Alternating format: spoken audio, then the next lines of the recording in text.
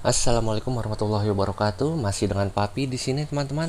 Apa kabar teman-teman semua? Semoga teman-teman semua selalu diberikan kesehatan, rahmat, dan hari yang indah olehnya. Oke, kawan.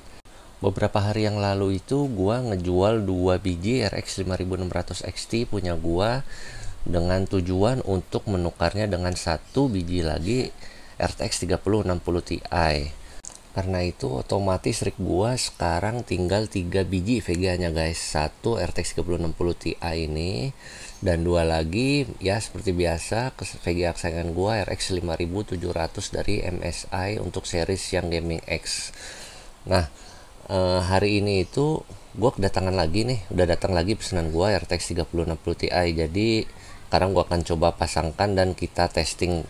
Oke, ini dia guys, VGA-nya masih dalam brand yang sama yaitu Inno 3D, karena gue pengen coba buat semua brandnya sama. Kalau Nvidia-nya gue pakai Inno 3D, dan kalau AMD gue usahakan nanti kalau ada lagi gue pakai dari MSI. Konfigurasi peletakan VGA-nya sih masih sama guys ya, dalam artian gue akan coba tetap memaksimalkan seluruh PCIe slot yang tersedia untuk diperlakukan sebagaimana mestinya, dalam artian jika memang itu PCIe slotnya kali 16, gua akan coba tetap tempelkan VGA tersebut menggunakan kali 16, tidak menggunakan riser. Kenapa demikian? Karena beberapa kali gue coba kemarin, kalau gue pakai riser itu seenggaknya itu wattage akan bertambah sekitar 3 sampai 7 watt per riser yang gue tambahin.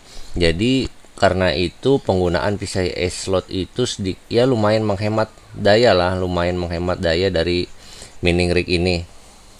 Kemudian beberapa hal lagi yang perlu teman-teman perhatikan, misalnya teman-teman ingin membuat mining rig dengan CPU AMD, itu sebisa mungkin pilih CPU yang di dalamnya tidak ada embedded graphic card.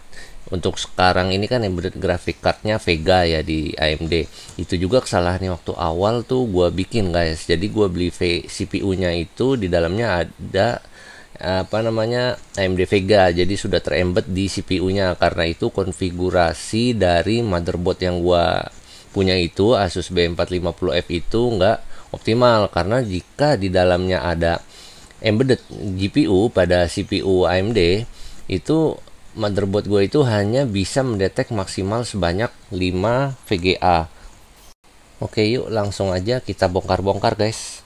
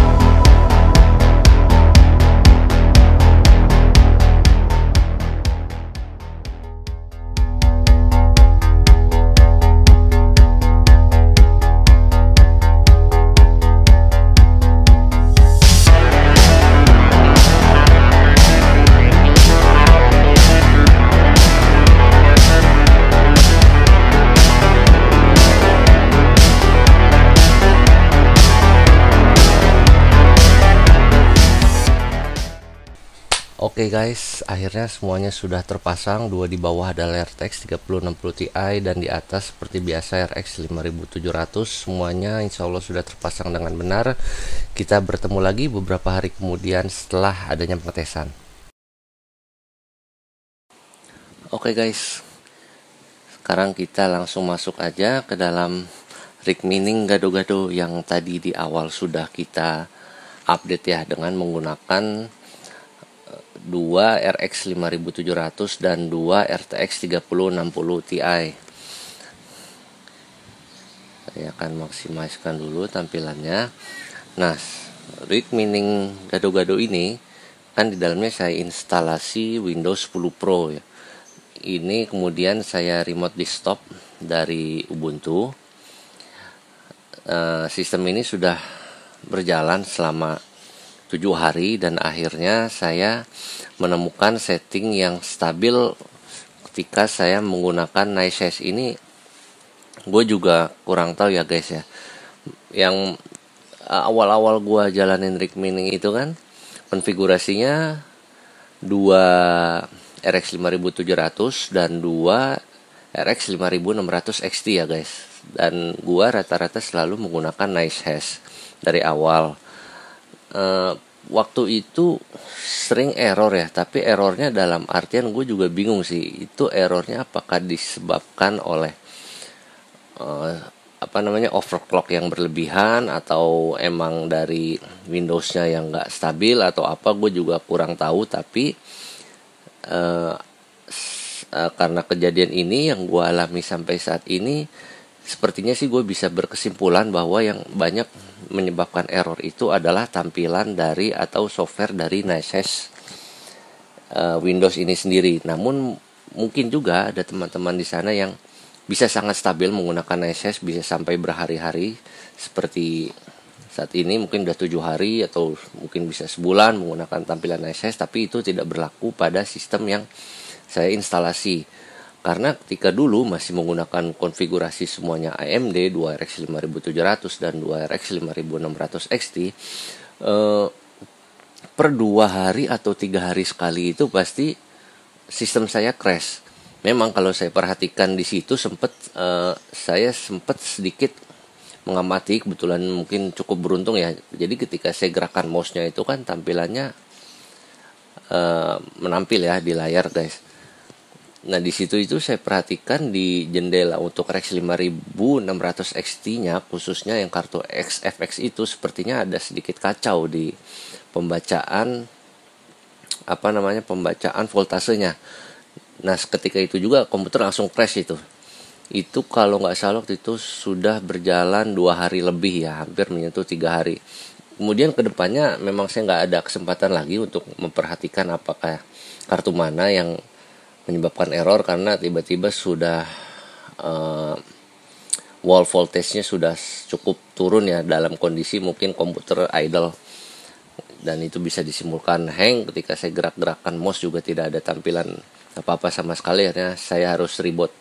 Nah kejadian itu dulu itu tidak berlangsung dalam 1 jam 2 jam langsung hang guys. Makanya waktu itu saya juga cukup bingung, ini yang menyebabkan ketidakstabilan ini apa. Apakah memang karena overclock, atau memang Windowsnya, atau memang hal apa, saya kurang tahu. Karena range pastinya itu rata-rata hampir 2 hari ya. 2 hari itu baru akan ngehang, crash gitu ya, harus saya paksa force restart, atau mungkin bisa waktu itu maksimal sampai 3 hari. Habis itu harus langsung saya force restart karena sistemnya crash. Nah ketika kondisi saat ini saya ganti dengan ada Nvidia card di sini, saya sempat juga mengalami hal tersebut, dalam artian malah nggak sampai 2 hari ya, baru sehari lebih itu sistem crash gitu. Akhirnya saya memang belum sempat mencoba langsung nambang ke mining pool. Saya pernah mencoba, dalam artian pernah mencoba, tapi tidak sampai berhari-hari seperti kali ini, karena saya masih cukup suka menyewakan hash power dari mining rig saya ini di NiceHash, karena bayarannya yang saya terima itu Bitcoin ya. Itu sebenarnya hal utama kenapa saya masih bertahan di NiceHash. Dan kalau teman-teman nanti perhatikan juga di What to Mine, teman-teman perhatikan di What to Mine ini arahan antara NiceHash dan misalkan Ethereum di sini ya. Kalaupun kita nambang di Ethermine atau di Ethermine atau di 2Miners atau apa, itu kurang lebih nanti hasilnya mirip-mirip lah dengan waktu main ini Pak. Paling pun kalau beda nggak jauh-jauh banget. Nah, di sini juga kan NiceHash dan Ethereum atau kita nambang sendiri langsung ke mining poolnya ini selalu 1-2 posisinya, dalam artian kadang NiceHash ada di atas dan kadang Ethereum ada di bawah, ataupun sebaliknya Ethereum ada di atas, NiceHash ada di bawahnya. Nah, kondisi pada hari ini posisi NiceHash itu sangat menguntungkan guys, berada di $12 dan Ethereumnya ada di $10 untuk konfigurasi speed untuk ETH algoritmnya sebesar 248 MHz dan wattage-nya ada di 650 watt. Oke, tapi sepertinya saat ini harus gua restart dulu ya guys ya sistemnya, karena gua nggak tahu kenapa ini ada, bukan crash ya, kayaknya Windows Explorer-nya ini bentrok, karena tadi sebelum gua nyalakan remote desktop dari Ubuntu ini baik-baik aja sebetulnya. Nah, sekarang ini gua udah nggak bisa ngapa-ngapain.